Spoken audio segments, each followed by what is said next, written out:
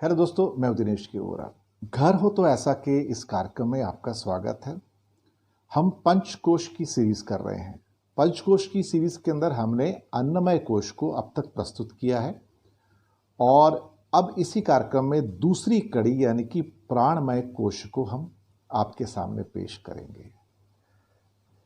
काफ़ी एग्जाम्पल भी देंगे इसके अंदर और आपको प्राणमय कोश की इंपॉर्टेंस को समझाने की भी कोशिश करेंगे। मैंने पहले कहा था कि हमारे शरीर की 5 परतें हैं, 5 आयाम हैं। एक सबसे पहला जिसे आप कहते हो अन्न बॉडी यानी कि अन्न शरीर, जिसके बारे में मैंने एक अन्नमय कोश पूरा का पूरा एपिसोड किया। दूसरा है हमारी ऊर्जा बॉडी यानी कि एनर्जी बॉडी, जिसे हम प्राणमय कोश कहते हैं। एनर्जी का मतलब ही प्राण होता है। तीसरा है मन शरीर यानी कि मनोमय शरीर, मनोमय कोश। तो अन्नमय कोश, प्राणमय कोश, मनोमय कोश। उसके बाद एक चौथा आता है अपर लेवल का विज्ञानमय कोश और फिर आनंदमय कोश। एक ही शरीर में 5 शरीर, बिल्कुल। और इनमें से भी खास तौर से जो हम नीचे के जो 3 हिस्से हैं, खास तौर से अन्नमय कोश, प्राणमय कोश और मनोमय कोश, उसके बारे में फिलहाल चर्चा है। ये एक ट्रायंगल आप कह सकते हो। ये जो 3 आयाम हैं ये अपने आप में बहुत महत्वपूर्ण हैं।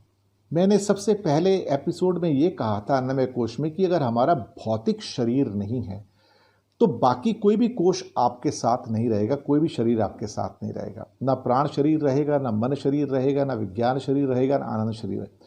उन सबको अपनी अभिव्यक्ति के लिए अन्नमय शरीर की आवश्यकता होती है या भौतिक शरीर की आवश्यकता होती है। भौतिक शरीर होगा तो प्राण आएंगे ना, भौतिक शरीर होगा तो मन से सोचेगा, भौतिक शरीर होगा तो उसको ज्ञान प्राप्त होगा, भौतिक शरीर होगा तो आनंद की अनुभूति करेगा। तो ये उसका एक फाउंडेशन था अन्नमय कोश। ऊर्जा शरीर जो है, जो प्राणमय कोश है, वो अपने आप में एक बहुत ही महत्वपूर्ण कोश है। इसकी महत्ता मैं कहता हूं कि अगर हम ना समझें तो शायद हम जीवन को ही नहीं समझ पाएंगे। जीवन के बहुत सारे रहस्यों का जो सॉल्यूशंस हैं या समझ है वो इस कोश में छुपी है। चक्रा भी यहाँ आते हैं, कुंडलनी भी यहाँ जागृत होती है। और पंचकोशों का विकास का मतलब यही होता है कि आप एक अच्छे ढंग से आहार लें, अच्छे ढंग से विहार करें, अच्छे ढंग से निद्रा लें। ये चीज़ें आपके लिए बहुत ज़रूरी हैं। यहाँ पे हम एक भगवान कृष्ण की कहानी से इस पाठ को स्टार्ट करते हैं। दोस्तों, कहानी ऐसे है प्राणमय कोश की कि ऋषि दुर्वासा और उनकी पत्नी नदी के उस पार रहते थे और कुछ ज़्यादा कुछ तो था नहीं कुटिया में। तो दुर्वासा की पत्नी जो कृष्ण भक्त थी, उन्होंने भगवान कृष्ण को भोजन पर आमंत्रित किया। भगवान कृष्ण ने हाँ कर दी, जो भी नियत समय और दिवस था। अब उससे पहले जो नदी थी बीच में, उसमें थी बहुत बाढ़, इतनी बाढ़ की पार कर पाना मुश्किल। और कृष्ण के साथ उनके एक मित्र भी। तो जब नदी के तट पर पहुंचे तो सोचने लगे अब नदी कैसे पार करेंगे। अब वचन भी दिया है दुर्वासा जी की पत्नी को और वो भोजन भी तैयार रखेंगी। अब भगवान कृष्ण ने वचन दिया तो फिर ये कैसे हो सकता है कि भगवान कृष्ण वहां ना पहुंचे। तो भगवान कृष्ण जो हैं उस समय नदी से क्या कहते हैं? नदी से कहते हैं कि अगर मैंने पूरी की पूरी सृष्टि में सारे जन्मों में अगर मैंने ब्रह्मचर्य का पालन किया है तो हे नदी, आप मुझे रास्ता दीजिए नदी में से पार करने के लिए। नदी ने रास्ता दिया। कृष्ण जो उनके साथ थे, उनके साथ मित्र पार कर गए। तो मित्र ने पूछा, भगवान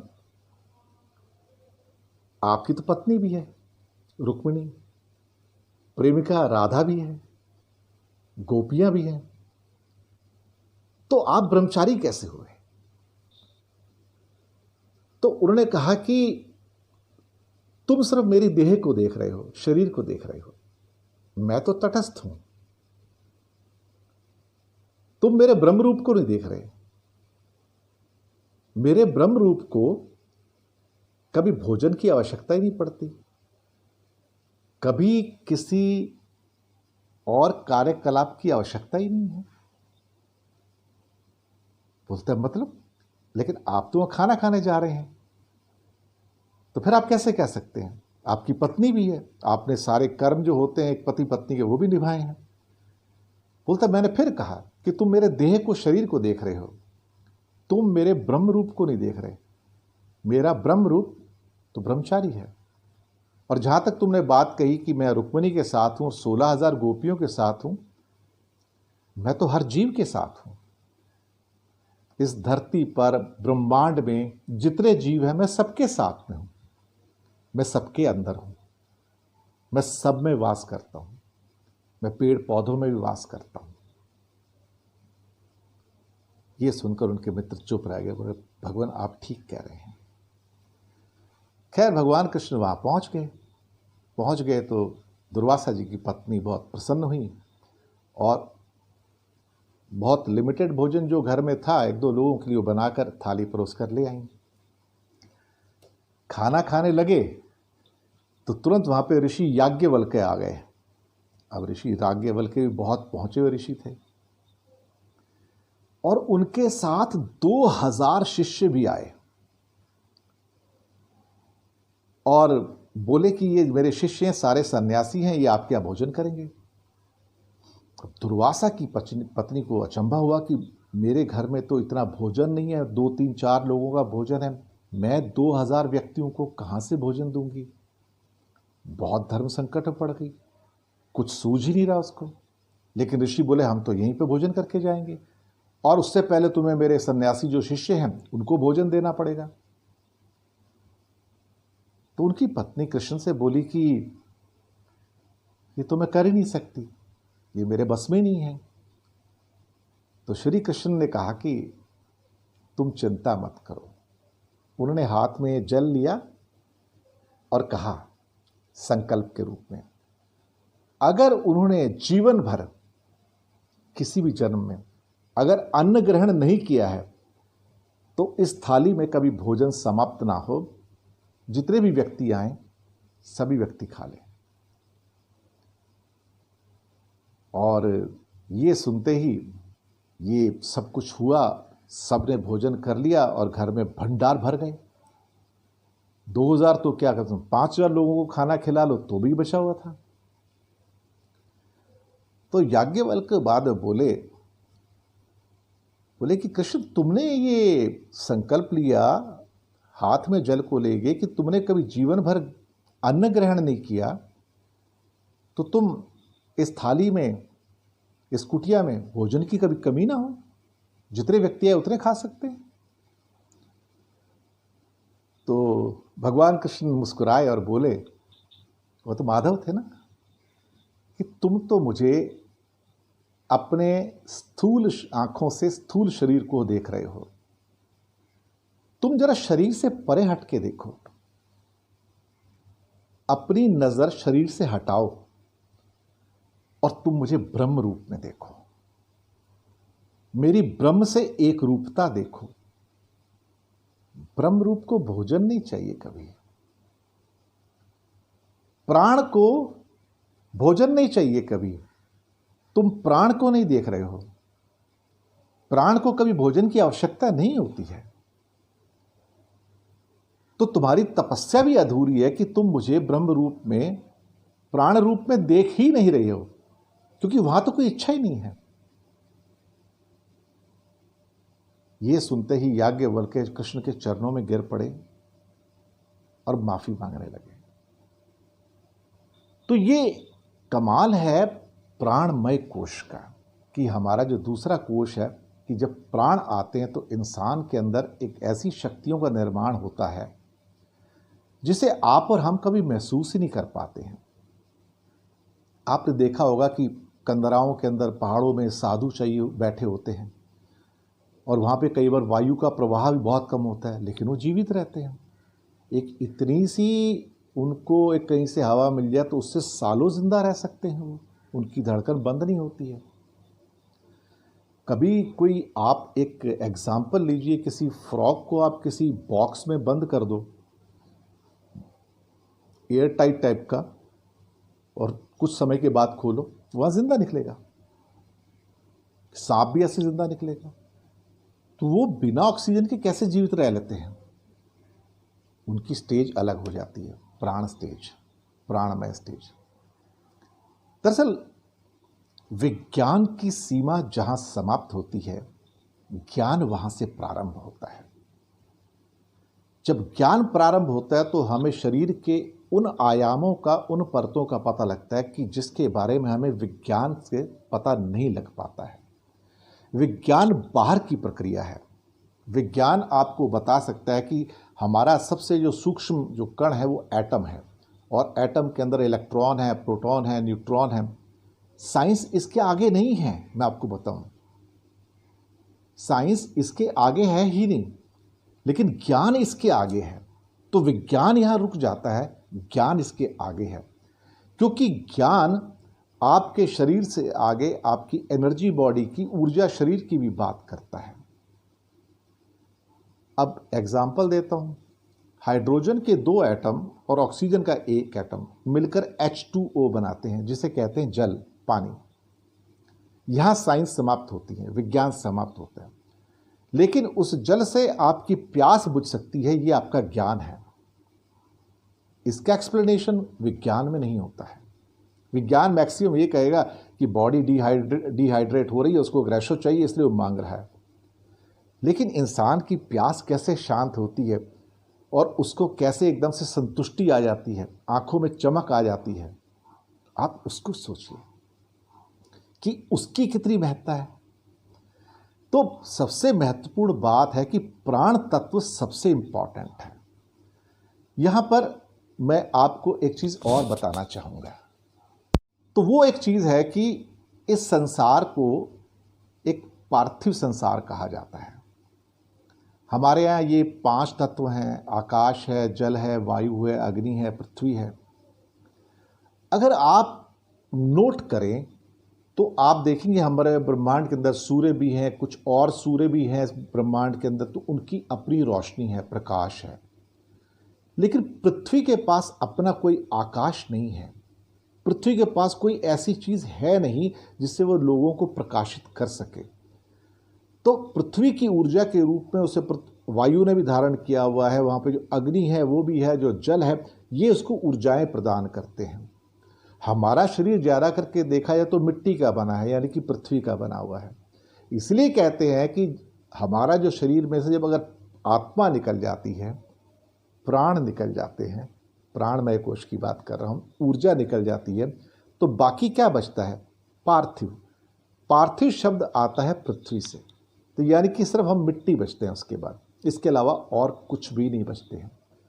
ये एक खास चीज है, यहां पर इसको समझने की जरूरत है, क्योंकि बाकी सबके पास अपनी अपनी ऊर्जाएं हैं। जैसे सूर्य के पास अग्नि ऊर्जा है, समुद्र के पास जल ऊर्जा है, आकाश के पास वायु ऊर्जा है। तो ये ऊर्जाएं हैं सारी की सारी। लेकिन पृथ्वी के पास कोई ऐसी ऊर्जा नहीं है। पृथ्वी बाकी ऊर्जाओं को इस्तेमाल करता है, क्योंकि पृथ्वी अपने आप में एक मिट्टी है, इसलिए उसको पार्थिव कहा जाता है। इसलिए कई बार कहते हैं हम तो मिट्टी की देह है। तो जब उसमें ऊर्जा आ जाती है तो ये देह जीवंत हो उठती है। सही कहा ना? आगे चलते हैं। प्राण तत्व जो है, ये प्राणमय कोश, ये बहुत ही महत्वपूर्ण कोश है, क्योंकि यहाँ से हमारी मिट्टी में, हमारे शरीर में जान आ जाती है। जीवित हैं, कब जीवित हैं? जब अंदर प्राण है। आत्मा तो अमर होती है, आत्मा नहीं मरती। वो तो एक शरीर छोड़ देगी, दूसरे शरीर में चली जाएगी। तो 5 आवरणों का जो संबंध बेसिकली देखा जाता शरीर से होता है। मैंने पहले भी कहा कि अन्नमय यानी कि भौतिक शरीर जो है, जो बॉडी है, वो जरूरी है, तभी तो उसके अंदर प्राण आएगा। तभी तो उसमें मन आएगा, मनोमय कोश, तभी तो उसमें ज्ञान आएगा, विज्ञानमय कोश, तभी तो उसमें आनंदमय कोश आएगा, आनंद आएगा। तो भौतिक शरीर के बिना कुछ भी पॉसिबल नहीं है, वो अन्नमय कोश है। लेकिन जब जीवंत होता है तो प्राण टल जाते हैं इसके, और इसकी तो बहुत महत्ता भगवान कृष्ण ने अपने ग्रंथों में बताई है। मैंने भी आपको एक कहानी बताई थी थोड़ी देर पहले, दुर्वासा ऋषि की पत्नी की। तो जितने भी आवरण है हमारे, जो शीत हैं, ये परतें हैं, इनका संबंध शरीर से ही है। अब शरीर, अगर शरीर में प्राण अच्छे हैं, मजबूत हैं, प्रबल हैं, तो आप स्वस्थ हैं। बहुत सिंपल सी बात है। और अगर हमारे प्राण कमज़ोर हैं तो हम बीमार हैं। सांस लेने में दिक्कत है, चलने में दिक्कत है, भागने में दिक्कत है, काम करने में दिक्कत है, जल्दी थक जाते हैं। तो प्राण नहीं है आपके अंदर, ऑक्सीजन की कमी एक तरह से कहा जाए।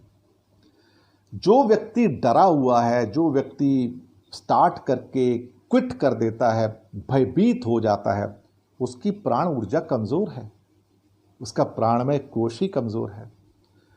अगर कोई रुकता ही नहीं है, चलता रहेगा चलता रहेगा, भले धीमी गति से चल रहा है, डरता नहीं है, भयभीत नहीं होता है, रुकता नहीं है, अपने पथ पर चलता रहता है, उसका प्राणमय कोश मजबूत है। प्राण मजबूत है, प्राण मजबूत है तो शरीर भी मजबूत है। यही पहचान है। रामायण के अंदर भगवान राम का प्राणमय कोश बहुत मजबूत था, बहुत स्ट्रांग था, जैसे श्री कृष्ण का स्ट्रांग था, राम जी का। अगर कोई कमजोर प्राण वाला व्यक्ति होता और उसको 14 साल का वनवास मिल जाता, तो उसने तो वहां पे रोना पीटना शुरू कर देना था कि मैं क्यों जाऊंगा, मैं तो बड़ा हूं, मैं तो राजा हूं, वचन आपने दिया है, आप पूरा करो। कुछ नहीं कहा। पिता का वचन रखने के लिए तुरंत चल दिए, बिना सोचे समझे। रात्रि को बोला और सुबह उठ के निकल गए। मजबूत क्या था? प्राणमय कोश। जब प्राण मजबूत होते हैं तो डिसीजन, निर्णय मजबूत हो जाते हैं। यानी कि सुबह तो राज तिलक का टाइम था, नगाड़े बज रहे थे, ढोल बज रहे थे, मंगल गीत गाए जा रहे थे। तो राज तिलक होने की जगह सब कुछ बदल गया। कैकेयी ने कुछ और वर मांग लिया, राम जी को वनवास जाना पड़ गया। उन्होंने गेरुए वस्त्र पहने और चले गए सब कुछ त्याग के। ये कमाल किस चीज का है? ये प्राणमय कोश का, कि प्राण प्रबल थे, मजबूत थे। राम जी अगर प्रबल थे तो देखिए, वो उनको बाद में जब वानर सेना मिली तो वानर सेना अपने आप में असहाय थी, कमजोर थी। राम जी ने उनको यकीन दिलाया कि तुम असहाय नहीं हो, कमजोर नहीं हो, तुम तो दुनिया में वो कर सकते हो जिसकी तुम कल्पना नहीं करते हो। तो उन्होंने क्या किया? उनके अंदर एक प्राण फूंक दिए। जब वानर सेना में प्राण फूंक गए तो उन्होंने तो लंका ही जला डाली, फिर लंका दहन ही हो गया। आप सोच सकते हैं कि इसकी पावर क्या है। तो राम जी ने किया क्या? राम जी ने प्राणमय कोश डेवलप किया अपनी सारी वानर सेना का। उनको भरोसा दिलाया कि तुम वो चमत्कार कर सकते हो जो दुनिया में कोई और नहीं कर सकता। तो ये जो मोटिवेशन दिया था वो राम जी ने दिया, क्योंकि उनका खुद का प्राणमय कोश बहुत मजबूत था। सही बात है। इसका मतलब ये हुआ कि इसका अर्थ क्या होता है? जो व्यक्ति संघर्ष में से गुजरा है, जिसके जीवन में संघर्षशीलता रही है, वो सब कुछ कर सकता है। आप सोचिए, पहले गुरु परंपरा होती थी, गुरुकुल की परंपरा होती थी। 5 साल के अंदर बच्चों को भेजा जाता था। कहाँ पर? गुरुकुल के अंदर। 5 साल तक माता पिता के सानिध्य में रहते थे। लेकिन 5 साल के बाद जाते ही उनको बर्तन भी मांजने हैं, कपड़े भी धोने हैं, लकड़ी भी काटनी है, खाना भी खाना है। हालांकि कोमल हाथ हैं, छोटे हैं, और जितनी भी खास तौर से बुरे एडवर्सिटीज आती हैं उनका सामना करना है। हालांकि गुरु होते हैं वहाँ पे उनके ध्यान रखने के लिए, लेकिन इस संघर्षशीलता कहाँ से आती है? गुरुकुल से आती है। और वहाँ पे राजा के बच्चे भी हैं, गरीब के बच्चे भी हैं, अमीर के बच्चे भी हैं, सब एक समान है वहाँ पर। कोई ये नहीं कह सकता कि मैं राजा का बच्चा हूँ तो मैं काम नहीं करूँगा। वहीं पर ये एक सुंदर और मजबूत प्राणमय कोश का निर्माण होता है, जो 6 साल से लेकर 15 साल की उम्र तक चलता है। हालांकि उससे पहले 10 साल की उम्र में मनोमय, यानी कि मन का विकास भी शुरू हो जाता है। आप अगर देखेंगे रामायण के अंदर तो आप पाएंगे कि भगवान राम ने बहुत कम राक्षसों का वध किया, बाकी सबका वध तो हनुमान जी ने, लक्ष्मण ने, भरत ने और जो उनके अंगद, सुग्रीव, वो लोग करते रहते थे। यानी कि सबको ये यकीन दिलाते थे कि आप कर सकते हो, आप कर सकते हो, आप कर सकते हो। तो सारा क्रेडिट खुद नहीं लिया, क्रेडिट उनको देते थे। और कुछ ही लोगों की हत्या जो थी या उनको मारा था युद्ध में, वो भगवान राम ने मारा था। मारीच भी उनमें एक था, बाली भी था, बादर रावण भी था। इवन मेघनाथ को मारने के लिए जो इतना शक्तिशाली था, उन्होंने लक्ष्मण को भेजा कि नहीं मैं नहीं जाता, तुम करोगे काम। तो ये उनके अंदर प्राण फूंके, प्राणमय कोश मजबूत किया, ये उनकी एक खास बात थी। तो ये जो परिस्थितियों से जो लड़ना सिखाया जाता है, ये कौन सिखाता है? सबसे पहले आपकी माँ सिखाती है, पिता सिखाते हैं, फिर गुरु सिखाते हैं। तो प्राणमय कोश राम जी ने डेवलप किया, प्राणमय कोश कृष्ण जी ने डेवलप किया। तभी तो अगर महाभारत में देखो तो वहाँ पे चाहे आपके अर्जुन थे, भीम थे या बाकी लोग थे, वो सब बहुत शक्ति से लड़े। आपने कभी किसी महाभारत के अंदर किसी को आत्महत्या करते देखा क्या? कमजोरी कारण भाग गया हो ऐसा देखा किसी को? किसी ग्रंथों में भागता कोई नहीं था, मैदान में मर जाएंगे लेकिन यहीं मरेंगे। तो ईश्वर का सबसे पहला काम होता था कि आपका प्राणमय कोश, आपके प्राणों को मजबूत करना, आपकी हिम्मत को, आपकी संघर्षशीलता को मजबूत करना। इसी प्राणमय कोश की वजह से तो उन्होंने 100 योजन का सेतु बना लिया था, इतना लंबा पुल बांध दिया लंका तक का। अब आजकल के कई जो अमीर बच्चों को देखो तो उनके गुरुकुल वगैरह तो परंपरा रही नहीं, और उनको आराम मिलता है, घर बैठ के हर चीज़ ऑर्डर करते, नौकर चाकर सब कुछ लेके आ जाते हैं।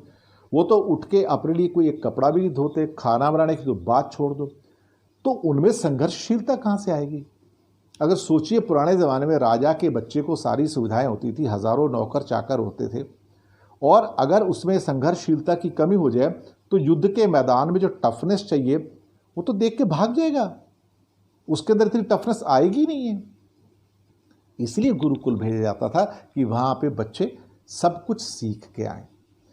तो ये एक इम्पॉर्टेंट चीज़ है, क्योंकि हमारा शरीर जो होता है बेसिकली क्या है कि एक नर्वस सिस्टम से चलता है। बॉडी जो है उसको ब्रेन कंट्रोल करता है, और ब्रेन किसके सहारे चलता है? ब्रेन प्राण के सहारे चलता है, ऑक्सीजन के सहारे चलता है।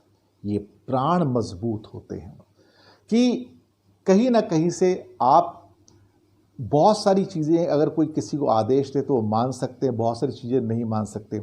अगर कोई आपसे कहे कि चलो भाई तुम ऐसा करो, क्या ठीक है मैं कर दूंगा गुरुजी। अगर गुरुजी कहेंगे तू अपनी हार्ट बीट बढ़ा सकता है क्या? फिर हार्ट बीट कैसे बढ़ा सकते हो? अपना ब्लड सर्कुलेशन बढ़ा सकते हो? नहीं कर सकते हो। ये अंदर की शक्ति है, बाहर की शक्ति कुछ भी। चलो भाई यहाँ से भाग के जरा एक दो बाजू की दुकान से कुछ लेके आ जाओ, तो ले आएगा। फटाफट जाके कपड़े चेंज करो, कर लेगा। एक काम करो, तुम्हारा चश्मा साफ नहीं, चश्मा साफ कर लो, कर लेगा। लेकिन ये काम बाहर के हैं, अंदर की शक्तियां तो अलग हैं। हम तो जब 5 कोश की बात कर रहे हैं, पंच कोश की बात कर रहे हैं, हम तो अंदर की शक्तियों की बात करते हैं जो विज्ञान से परे हैं, जिसका विज्ञान से लेना देना नहीं है, इसका लेना देना है ज्ञान से। तो ये अंदर की शक्तियां किससे विकसित होंगी? ये होंगी पंचकोश से। और अंदर हमारे चक्रास हैं, कुंडलनी है। और कमाल की बात यह है कि ये कुंडलनी की जो जानकारी है, ये करीब करीब सारे कॉन्टिनेंट में हजारों साल पहले सबको थी। ग्वाटेमाला के कुछ पिरामिड्स हैं, आप फोटोग्राफ्स देख सकते हैं, तो आप पाएंगे वहाँ पे टॉप पे जाके पिरामिड के अंदर से फोटोग्राफ भी ले सकते हैं आप, तो वहाँ भी कुंडली की फ़ोटो बनी हुई है।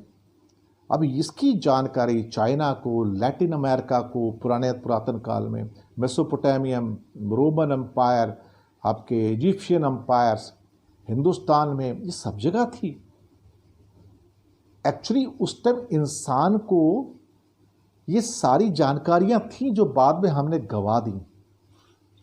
कहीं ना कहीं हमारी जानकारियों में और ज्ञान में हुआ ह्रास, और हम अब पुरानी बातों को समझ बैठे मिथ्या। लेकिन ये मिथ्या तो थे नहीं, ये तो सच है। समझने की बात है। अब प्राण कोश आप समझिए, जैसे कि कोई व्यक्ति कहीं बैठा हुआ है, यह बहुत कमज़ोर है, बिस्तर से उठ नहीं सकता और वो उतर भी नहीं सकता है, तो उसको कहीं से सांप नजर आए सामने तो बंदा तुरंत भाग जाएगा। अब वो एक्स्ट्रा शक्ति कहाँ से आई उसके अंदर साहब, ये सोचिए ज़रा। भाई ये कहा जाता है कि इंसान जो अंदर की प्राण शक्ति होती है उसका सिर्फ मुश्किल से 40% यूज़ करता है, वो 60% तो रिजर्व में रहता है जो इमरजेंसी में काम आता है। वो ऐसे जैसे पुलिस फोर्स नहीं होती, तो नॉर्मल पुलिस काम करती रहती है, जब दंगे फसाद होते उस टाइम फिर वो रिजर्व पुलिस फोर्स को निकाला जाता है कि जाओ तुम अब लड़ के आओ, ये इनसे नहीं संभलेंगे अभी। तो ऐसी कई बार आप देखो ऐसे एग्जाम्पल हमारे पास आए हैं। गुजरात में भूकंप आया था और कई जगह और भूकंप आए थे, सुनामी जब मद्रास में आए थे, तो जहाँ पे वो लोग जो अपने आप को अक्षम समझते थे, चलना जिनके लिए दूभर था, तो इन परिस्थितियों में वो भाग के चले गए दूसरी जगह पे, अपनी जान बचा ली और फिर बाद में सोचते रहे कि हमने किया कैसे, ये कैसे संभव हो गया कि मैं इतना भाग के आ गया, इतना चल के आ गया, मेरे से तो बिना किसी सहारे के मैं खाट से नीचे नहीं उतर सकता था, कुर्सी से नीचे नहीं उतर सकता था, तो मैं भाग के कैसे चला गया। है ना हैरानी की बात। तो संकट काल में आप वो सब कर जाते हो जो नॉर्मल कोर्स में आप करने की सोचते भी नहीं हो। तो वो जो 60% की ऊर्जा की बात की ना मैंने रिजर्व की, वो प्राण ऊर्जा वो आपके काम आती है। हमें एक बात समझना चाहिए कि ये प्राण ऊर्जा आपकी छुपी हुई शक्ति है, जागृत करने की जरूरत होती है। गुरुकुल तो यही करता है, गुरुकुल की परंपराएं भी यही करती हैं। 0 से लेके 5 तक जब अन्नमय कोश प्रोमिनेंट रहता है तो यहाँ पे आपकी हड्डी दांत सब कुछ डेवलप होते हैं, पूरी बॉडी शरीर डेवलप होती है, हालांकि बाद में भी डेवलप होती रहती है, लेकिन प्रोमिनेंटली वो अन्नमय कोश ही उस टाइम डेवलपमेंट होता है। लेकिन 6 से 15 तक प्राणमय कोश का प्रोमिनेंट डेवलपमेंट होता है, उसके बीच में 10-11 से तो मनोमय कोश भी आता है। यहाँ से समझ आती है, संघर्ष यहाँ से आता है। एग्जाम्पल देता हूँ आपको मैं, बटरफ्लाई, तितली, तितली कहाँ से पैदा होती है? कैटरपिलर से। कैटरपिलर कहाँ पर है? छोटा सा अंडा कोकून सा होता है। तो एक बार एक मास्टर जी थे, तो मास्टर जी ने बच्चों को बिठाया तो उनको बताया देखो ये छोटे से अंडे हैं, इसके अंदर कैटरपिलर है, इस कैटरपिलर से तितली बनेगी। तो चलो ये एक्सपेरिमेंट साइंस का है, विज्ञान का, देखते हैं।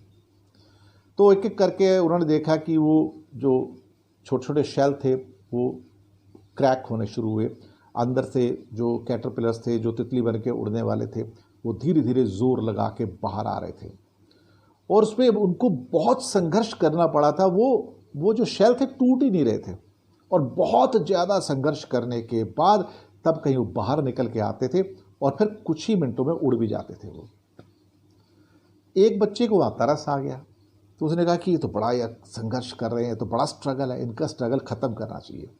तो उन्होंने उठ के 1-2 जो शेल्स थे कोकून टाइप के अंडे वो तोड़ दिया अपने आप ही कि इसमें आराम से बाहर आ जाएंगे, इनकी तकलीफ कम हो जाएगी। वो बाहर आए, उसमें से बाहर निकला कैटरपिलर और आधा तितली, तो पता लग रहा है कि वो तो बाहर निकलते मर गया। दरअसल वो जो बाहर निकलने का जो संघर्ष था वही तो उसकी मसल्स को, उसकी बॉडी को, उसके पंखों को मजबूत बनाता था कि वो बाहर निकल के उड़ सके। हमने उससे संघर्ष छीन लिया और संघर्ष छीन के हमने उसका जीवन छीन लिया। अगर आप किसी व्यक्ति से संघर्ष छीन लेते हो तो आप उससे उसका जीवन छीन लेते हो। वो व्यक्ति जिंदगी भर डिपेंडेंट और कमज़ोर रहेगा, हमेशा आपसे चिपटा रहेगा, क्योंकि उसके अपने अंदर तो संघर्ष की क्षमता विकसित नहीं हुई। जब संघर्ष की क्षमता विकसित नहीं होती है तो प्राण भी विकसित नहीं होता है, प्राणमय कोश भी विकसित नहीं होता है। बात शायद आपकी समझ में आ रही है। 25 साल की उम्र तक सारे ही कोष डेवलप हो जाते हैं, हालांकि ऐसा नहीं कि उसके बाद नहीं होते, उसके बाद भी उनके अंदर परिपक्वता आती ही रहती है, लेकिन 25 तक लगभग सारे कोष डेवलप हो जाते हैं। तो इसलिए कहते हैं कि जब आप 18 वर्षों के होते हो, अडल्ट हो जाते हो, तो कहते हो भाई अब इसको छोड़ दो अपनी ज़िंदगी जीने के लिए, इसे अपने निर्णय खुद लेने तक। तो ये अपने निर्णय खुद करेगा और आगे बढ़ेगा।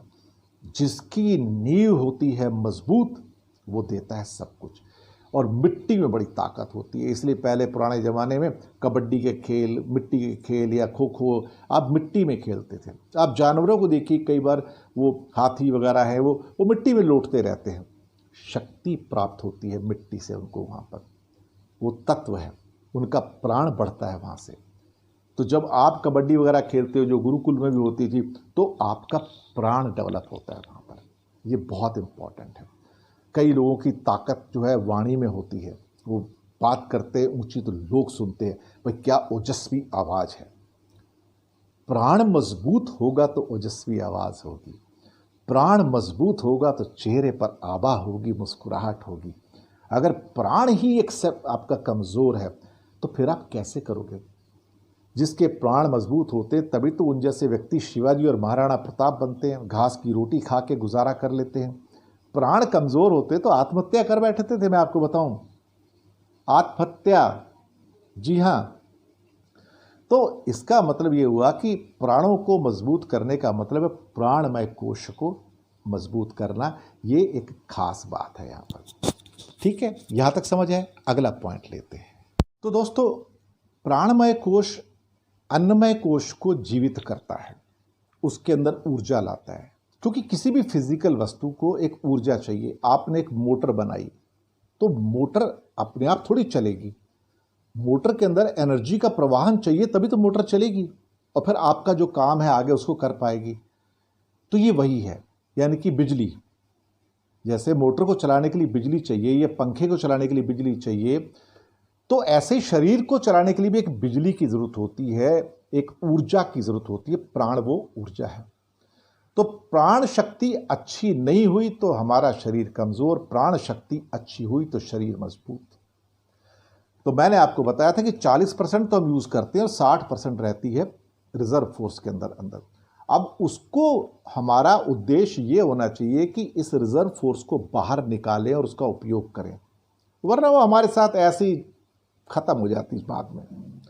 अंदर की शक्ति है ये, इसको याद दिलाना जरूरी है। यही तो शिक्षा है, यही तो ज्ञान है। अब एग्जाम्पल देता हूं एक, कि ये प्राण शक्ति क्या नहीं कराती है। अगर सपोज करो कि मैं कोई एक पेड़ अपने घर के पास लगाता हूं, तो वो पेड़ खाली जगह है, वहां पे लग जाएगा 20 फुट 30 फुट 40 फुट तक पहुंच जाएगा कुछ सालों में और हष्ट पुष्ट रहेगा, लेकिन उसको स्ट्रगल नहीं करना पड़ रहा है।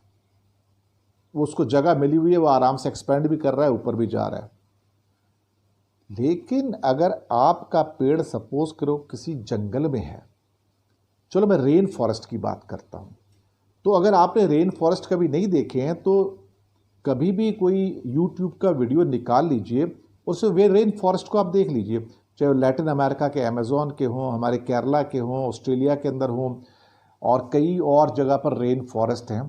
तो एक बात बड़ी प्रोमिनेंट है, मैंने खुद भी रेन फॉरेस्ट देखे हुए हैं, कि वहाँ पे जो पेड़ों की ऊंचाई होती है 100 foot 150 foot 200 foot 250 foot 300 foot, तो पेड़ इतने ऊपर कैसे चले जाते हैं? क्या उनकी प्रजाति ऊपर जाने वाली है? नहीं, प्रजाति वही है, लेकिन वहां पे संघर्ष बहुत है।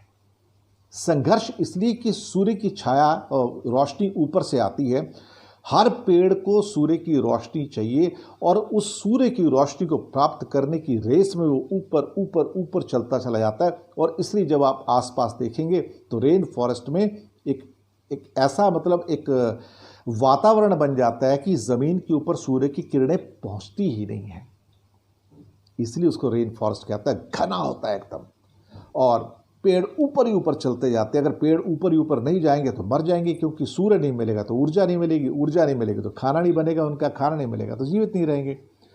तो ये सर्वाइवल ऑफ द फिटेस्ट है। रेन फॉरेस्ट में जो फिट नहीं है वो ख़त्म हो जाते हैं और जो ऊपर आ सकते हैं वो जिंदा रहते हैं। ये कमाल किसका है? ये प्राण ऊर्जा का है। ये उसका एक सशक्त उदाहरण है कि प्राण ऊर्जा तो रेन फॉरेस्ट में पौधों में भी काम करती है। तो ये इस बात को तो आप बिल्कुल अब समझ गए। अब आप सोचिए कि एक एग्जाम्पल और लेते हैं कि कई बार कई बच्चे ऐसे होते हैं जो एग्जामिनेशन के दिनों में, बोर्ड के एग्ज़ाम में सुसाइड कर लेते हैं। कभी रिज़ल्ट अच्छा नहीं आया तो कर लेते हैं, रिज़ल्ट आया ही नहीं और अपने मन में ये सोचते रहते हैं और उसकी वजह से सुसाइड कर लेते हैं। क्यों? कौन है वो लोग? जिनकी प्राण ऊर्जा कमज़ोर है, जिनके माँ बाप ने उनकी प्राण ऊर्जा को डेवलप करने में, विकसित करने में सहयोग नहीं दिया। जब प्राण ऊर्जा का सहयोग नहीं मिलेगा, प्राण शक्ति का सहयोग नहीं मिलेगा, तो बच्चे मानसिक दृष्टि से भी वीक हो जाएंगे और फिर वो सुसाइड भी करेंगे। इसलिए बच्चों की प्राण शक्ति को मजबूत करो, उनके अंदर ऐसी आदत डालो स्वावलंबन की खुद काम करने की, तभी बच्चा मजबूत होगा। हर काम के लिए बच्चे को मत कहो कि हाँ नौकर से लो, तुमको ला के देगा, तुम बैठो आराम करो। बच्चे को कूद फांद करने दो, तभी बच्चा सीखेगा। प्राण तत्व तो दरअसल वो आपकी वायु है, जो ऑक्सीजन है, जो अंदर जा रही है, आपको सशक्त कर रही है। सूर्य भी प्राण का एक स्रोत है। सूर्य को नमस्कार कीजिए, सूर्य को जल दीजिए, आपके प्राण मजबूत होंगे। आलस से दूर रहिए, प्राण मजबूत होंगे। आउटडोर खेलें, खेल खेलें, मिट्टी में खेलें, प्राण मजबूत होंगे।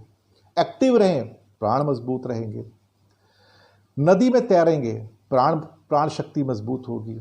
क्रियाशीलता रखें, प्राण शक्ति मजबूत होगी। अपने काम अगर खुद कर सकते हैं, जैसे गुरुकुल में होते थे, तो और भी अच्छा। अगर बाद में नहीं करते, चलो कोई बात नहीं, लेकिन पहले किया, बचपन में किया। अब लेकिन इस उम्र में क्या करना है? चलिए मैं नहीं कहूँगा कपड़े धोइए, बर्तन मांजिए, प्राणायाम कीजिए। अभी बहुत सारे टीवी पे आके गुरुदेव सिखाते हैं ना आपको प्राणायाम, अनुलोम विलोम, और ये सब क्यों सिखाते हैं? प्राण मजबूत करने हैं आपके। प्राण मजबूत नहीं है तो कैसे करेंगे आप? भगवान कृष्ण और सुदामा जब गुरुकुल में थे, सांदीपानी के आश्रम में थे, तो वहाँ यही करते थे। बर्तन भी धोते थे, कपड़े भी धोते थे, खाना भी बनाते थे, लकड़ियाँ भी काट कर लाते थे, गुरु की सेवा करते थे, उनके पैर भी दबाते थे। राम लक्ष्मण भी यही करते थे। तो एग्जम्पशन तो किसी को नहीं है ना, चाहे आप जिसके मर्जी बेटे हो। तो ये बात आप समझ आ रहे हो कि प्राण शक्ति कहाँ से आती है? प्राण शक्ति आती है संघर्षशीलता से, संघर्ष से, स्ट्रगल से। सही है ना? बात समझ में आई ना अब तक आपकी? आगे चलते हैं। प्राण कहते हैं कि हमारे शरीर में करीब 72,000 नाड़ियां हैं। उनको एस्ट्रल ट्यूब्स भी इंग्लिश में कहा जाता है। और उन नाड़ियों में ईड़ा, पिंगला, सुषुम्ना 3 प्रमुख हैं। ईड़ा चंद्रमा की नाड़ी है, पिंगला सूर्य की नाड़ी है, सुषुम्ना गुरु की नाड़ी है। लेकिन मुख्यतः चंद्रमा और सूर्य की नाड़ियां हमको प्रभावित करती हैं। प्राण हैं शरीर में, पार्थिव शरीर में, तो हम जीवंत हो जाते हैं। ऐसे ही जैसे कि एक एग्जाम्पल लीजिए, अगर बच्चा पैदा हुआ तो हम सबसे पहले उसके अंदर क्या गुण देखते हैं? बच्चे के अंदर पैदा होते ही, चाहे नर्स हो, डॉक्टर हो, जो भी हो, माता पिता हो, उस टाइम जो भी उपस्थित हैं, कि बच्चा रोया क्या? बच्चा अगर पैदा होने के बाद या थोड़ी देर में रोता है तो समझो उसका जो सिस्टम है रीबूटिंग स्टार्ट होता है। उसका एयर सिस्टम, वायु सिस्टम, प्राण सिस्टम रीबूटिंग स्टार्ट होता है कि परफेक्ट है भाई, बच्चे ने रोना शुरू किया, इसका मतलब सांस आना शुरू हो गया, अब बच्चा खुद ब्रीथ कर रहा है। क्योंकि उससे पहले बच्चा माँ से जो उसकी कॉर्ड होती है गर्भ में, वहाँ से प्राण लेता है। तो वहाँ पे प्रयास नहीं है, यहाँ प्रयास है। यहाँ तो बच्चा खुद रोएगा तो प्राण आएगा, बच्चा खुद प्रयास करेगा तो प्राण आएगा।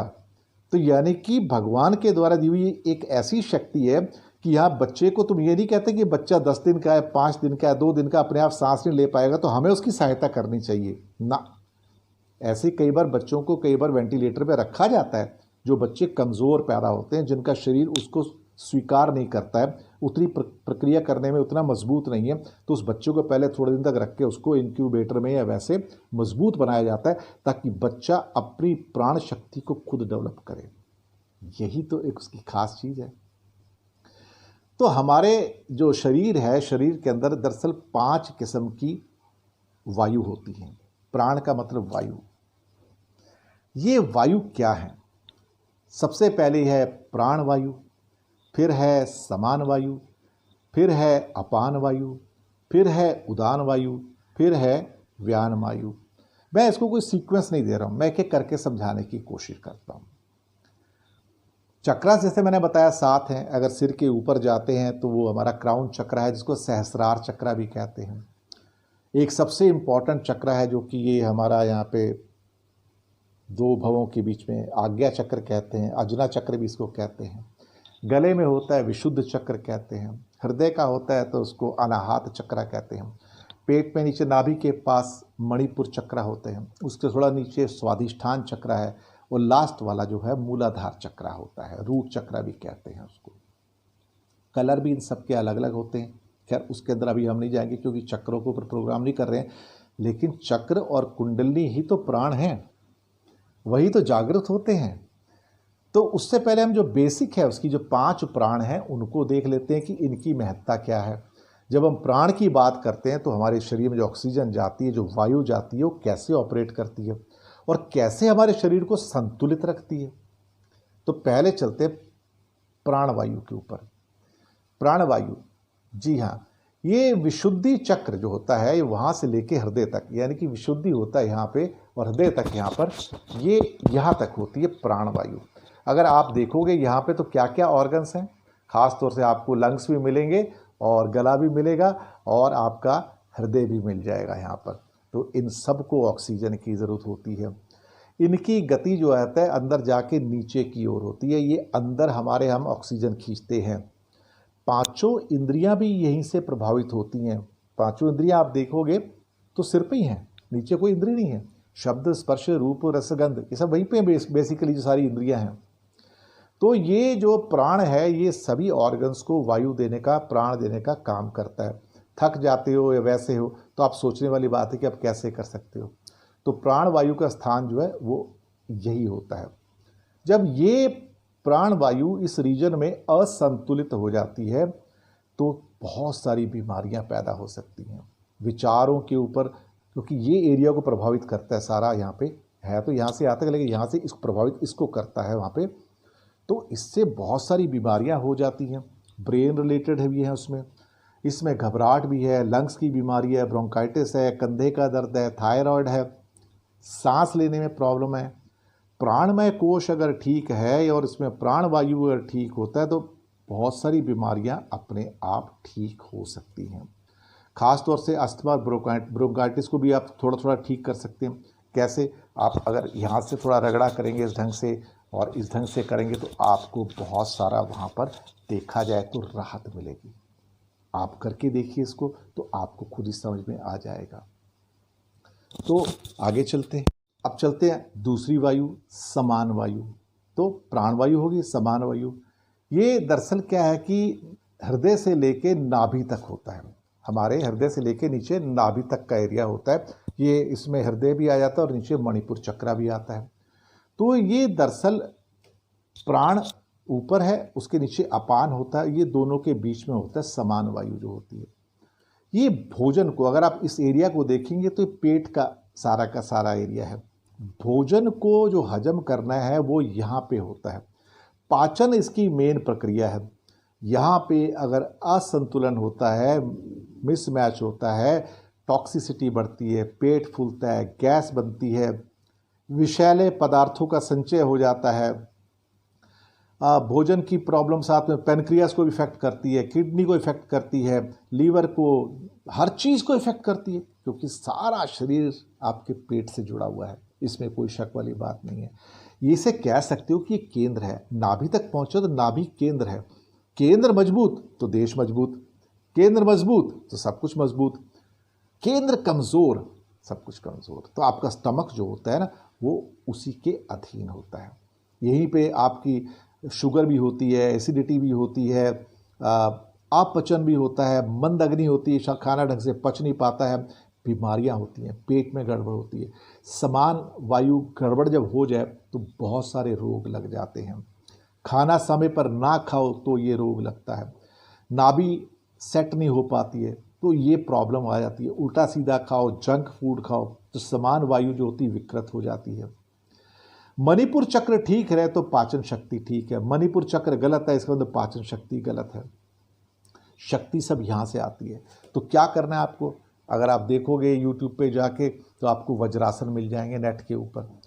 इसके अलावा और छोटी छोटी कुछ एक्टिविटीज़ हैं कि आप बिल्कुल लंबे लेट जाओ तो अपने पैर जो होते हैं उनको आगे थोड़ा करके और पीछे करके मोड़ेंगे तो उससे भी आपको फ़र्क पड़ जाता है। अब यहाँ पे प्रक्रिया हम नहीं दिखा रहे हैं, लेकिन वो वहाँ पे ख़ास तौर से वज्रासन आप कर सकते हैं। उससे पाचन अच्छा होगा और बहुत सारे जो दोष हैं आपके ठीक हो सकते हैं। बैक को अगर रब करेंगे, पीठ को रब करेंगे तो उससे भी कहीं ना कहीं कई दोष जो बॉडी के अंदर हैं वो कम होते हैं और पैनक्रियाज भी एक्टिवेट होता है।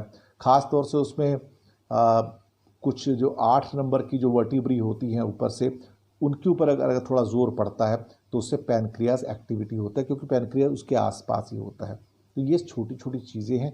इसके अलावा नौली और अग्निसार, वज्रासन, ये सब करें तो पाचन अच्छा हो जाता है। पाचन अच्छा होते ही मणिपुर चक्र अच्छा, मणिपुर चक्र अच्छा तो पूरा शरीर अच्छा। अभी चलेंगे तीसरी वायु जो कि अपान वायु है।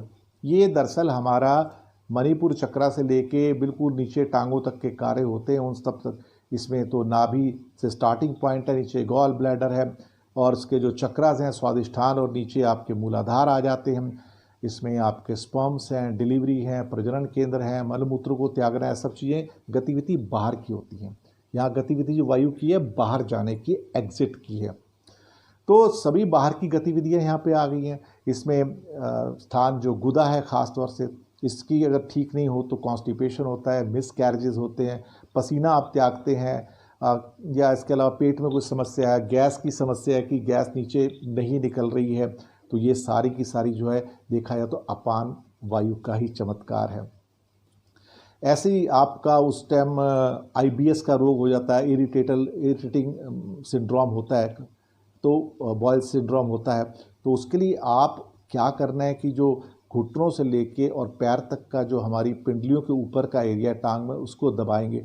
जैसे कि पुराने ज़माने में आपने देखा होगा, वो सास के पैर बहू दबाती थी, पिता के पैर पुत्र दबाता था, भगवान राम के पैर भी उनकी पत्नी सीता जी दबाती थी, विष्णु के पैर लक्ष्मी जी दबाती थी, लक्ष्मण राम जी के पैर दबाते थे।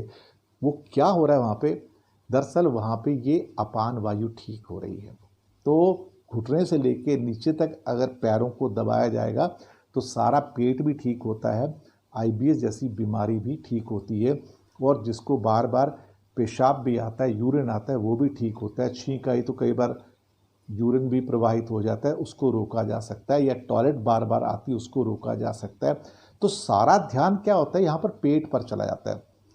और ये अपान वायु अगर खराब है तो आपकी प्रजनन क्षमता यानी कि रिप्रोडक्शन पावर कम हो जाती है, सेक्स ऑर्गन वीक हो जाते हैं, है ना। तो गैस कंट्रोल में करनी ज़रूरी है, इससे ही आपको नपुंसकता आ सकती है, प्रोस्टेट की प्रॉब्लम आ सकती है, कुछ और वाइट डिस्चार्ज वगैरह हो सकते हैं। पेट में कीड़े जब आते हैं इंटेस्टाइन में, स्टमक में कीड़े थोड़ी आते हैं, इंटेस्टाइन में आते हैं, तो वो वहाँ पे आते हैं। तो पिंडली और काफ को अगर आप दबाओ तो ये चीज़ें न्यूरोथेरेपी के हिसाब से आप पाएंगे कि बहुत फ़र्क पड़ जाएगा आपको। अब देखिए पैसे तो लग नहीं रहे हैं, और हम प्राणमय कोश की बात भी करते जा रहे हैं, उसके अंदर हल भी ढूंढते जा रहे हैं। और इससे होता क्या है ना, कई बार आदमी को इरिटेटिंग नेचर बन जाता है, गुस्सा बहुत आता है, और लेकिन गुस्से से नुकसान तो अपना होता है। आप दूसरे को दंड थोड़ी दे रहे हैं गुस्सा करके, खुद को दंड दे रहे हैं। तो मैंने एग्जाम्पल दिया पिता पुत्र का, सास बहू का, सबका, तो उसके पीछे विज्ञान है। हम लोग सोचेंगे नहीं वो तो बहू क्यों सास की सेवा करेगी, बात वो नहीं है, इसके अंदर विज्ञान है। हम विज्ञान को समझें, उस विज्ञान के अंदर छुपे हुए ज्ञान को समझें। अगर वो ज्ञान समझ जाएंगे तो फिर आपकी ईगोज़ ख़त्म हो जाएंगी, तो ये गुस्सा और ईगोज़ वहाँ पे ख़त्म हो सकते हैं। तो वज्रासन बहुत अच्छा है। पवन मुक्त आसन एक इसके लिए बहुत अच्छा है, उसको आप किया कीजिएगा। लोग पहले आपने देखा होगा, ऋषि मुनि कई बार नदी के अंदर स्नान करते थे, घंटों घंटों खड़े रहते थे नाभि तक। उस ये दरअसल यही है अपान वायु को ठीक करने के लिए। अपान वायु ठीक तो सेंटर है ना, टॉप में प्राण है, उसके बाद बीच में अपना आपका दूसरा जो समान है, फिर अपान आया, उसके बाद उदान आएगा, फिर से लास्ट में व्यान आएगा। तो घंटों घंटों पानी में खड़े रहते थे। आप बॉडी पे आजकल आपने सुना होगा मिट्टी का लेप लगाते हैं लोग। आप नदी किनारे जाओ, अगर आपको वहाँ मिट्टी वहाँ मिल जाती है तो उस मिट्टी का लेप लगाओ। नहीं तो आजकल तो लोग स्पा के अंदर इस ढंग की चीज़ें करते हैं, आपके पूरा मिट्टी का लेप करते हैं। तो ये क्या है? ये अपान वायु को ठीक करने का ही तरीका है। वो कोई नई चीज़ नहीं कर रहे हैं, ये आयुर्वेद के तरीके हैं, पुराने तरीके हैं, हमारे पूरे के पूरे वेदों पुराणों के तरीके हैं। ये आपको समझ आना चाहिए। कर क्या रहे हो? प्राणमय कोश को मजबूत कर रहे हो, प्राण को मजबूत कर रहे हो, बॉडी की वायु को बैलेंस कर रहे हो। तो ये हो गया। अगली वायु आती है उदान वायु। अब उदान वायु बेसिकली ये अपवर्ड भी है और बाहरी भी है, क्योंकि ये कंठ से ऊपर का हिस्सा है यहाँ से बेसिकली। हालांकि ऊपर के हिस्से को जो पिछला मैंने बताया था उससे वो भी पहले कंट्रोल करता है, समान वाला भी, लेकिन ये भी कंट्रोल करता है। ये आज्ञा चक्र है, इसमें आपका सहस्त्रार चक्र कहते हैं, ये आते हैं, और ये सहस्त्रार चक्र और ये आज्ञा चक्र, ये दोनों यहाँ से कंट्रोल होते हैं। अब यहाँ से क्या बीमारियाँ आ सकती हैं? बीमारियाँ बहुत सारी आ सकती हैं। आप हकला के बात कर सकते हैं। आपको कहीं ना कहीं थोड़ी बहुत हार्ट की प्रॉब्लम हो सकती है, डकार है, हिचकी है। महिलाएं बिंदी लगाती हैं यहाँ पे, तो क्यों? आज्ञा चक्र को या अजना चक्र को वो करती हैं जागृत। और चिड़चिड़ापन आता है, डिप्रेशन आता है, कानों में आवाज़ आते हैं, योग होते हैं, ये कहाँ से आते हैं? ये सब यहीं से तो आते हैं, देखा जाए तो, और कहाँ से आएंगे? तो इसको भी छोटी छोटी न्यूमेरोथेरेपी के अंदर, न्यूमेरोलॉजी के अंदर, उसको न्यूरोथेरेपी के अंदर बहुत सारी इसमें विधियाँ हैं। तो इसमें प्राणायाम कर सकते हो, भ्रामरी कर सकते हो। भ्रामरी हम कई बार करते हैं ना, ऐसे करके, ऐसे दबा के ऐसे कर लेते हैं हम, तो वो उस ढंग से होता है। ये आप करेंगे तो उदान वायु ठीक हो जाएगी, आपके डिप्रेशन कम हो जाएंगे, आज्ञा चक्र जागृत हो जाएगा। साथ में लास्ट में आता है व्यान वायु। व्यान वायु पूरे बॉडी का हो जाता है। ये आपके पूरे बॉडी का, एक तरह से देखा जाए तो नर्वस सिस्टम है, पूरी बॉडी उसका स्थान है। 72,000 नाड़ियाँ हैं यहाँ पे। तो असंतुलन हो जाए तो बहुत सारी बीमारियाँ लग सकती हैं। पक्षाघात यानी कि पैरालिसिस हो सकता है, वेरिकोज हो सकता है, मस्कुलर रोग्स हो सकते हैं, पार्किंसन हो सकता है, पूरी बॉडी की वीकनेस हो सकती है, डिप्रेशन हो सकता है। तो यहाँ पे व्यायाम करो, विश्राम करो, दो चीज़ें हैं। व्यायाम भी करना है, विश्राम भी करना है, प्राणायाम भी करना है। उम्र ज़्यादा बढ़ जाए, हर चीज़ नहीं कर सकते, जो कर सकते हो वो करो। और न्यूरोथेरेपी के द्वारा आप कुछ ना कुछ इलाज आपको मिल सकते हैं। नींद अच्छी लो, विश्राम अच्छा करो, ध्यान और मेडिटेशन अच्छा करो। यहाँ पे शवासन आपके लिए बहुत अच्छा होगा। अनुलोम विलोम करो तो प्राणमय कोश होता है मजबूत। ये जानकारियाँ हों तो जीवन बेहतर हो सकता है, जानकारी नहीं है तो जीवन नीचे हो सकता है। तो प्राणमय कोश का मतलब प्राण यानी कि संघर्षशीलता, यानी कि अंदर छुपी हुई प्राण शक्ति को बाहर निकालना। तो आप देखोगे कि कई बार हमें अपने आप को सहयोग देना पड़ता है, अपने आप को सपोर्ट करना पड़ता है। हमें इम्पोर्टेंस पता होगी प्राणमय कोश की, तो हम तो वैसे ही निरोगी हो जाएंगे, हमारे रोग साथ में लगेंगे ही नहीं। तो इसकी वजह से प्राणमय कोश को पहचानने का मतलब है कि आप देवताओं की ओर जा रहे हैं, उनकी शक्तियों की ओर जा रहे हैं। इसी की वजह से आप बहुत ऊंचाइयां ग्रहण कर सकते हैं, चाहे निर्णय लेने की हो, चाहे स्वास्थ्य की हो, चाहे धन दौलत की हो। जो अपने व्यक्ति अन्नमय कोश के साथ प्राणमय कोश को भी मजबूत कर लेते हैं, उनका जीवन निरोगी और बेहतरीन होता है और वो दुनिया पर राज करते हैं। तो ये था दोस्तों प्राणमय कोश। कैसा लगा आपको ज़रूर बताइएगा। घर हो तो ऐसा के अंदर आपको जो पंचकोश के अंदर हमने अब तक 2 की हैं, अन्नमय कोश और प्राणमय कोश। इसके आगे हम आपसे बात करेंगे बाद में मनोमय कोश के ऊपर। फीडबैक दीजिएगा, बताइएगा, लिखते रहिएगा हमें, और हाँ सब्सक्राइब ज़रूर कीजिएगा, मित्रों को आगे लिंक भी भेजिए। तो ये था आपके लिए दिनेश के वोरा की ओर से प्राणमय कोश, पंचकोश का एक महत्वपूर्ण कोश। बहुत बहुत धन्यवाद आपका।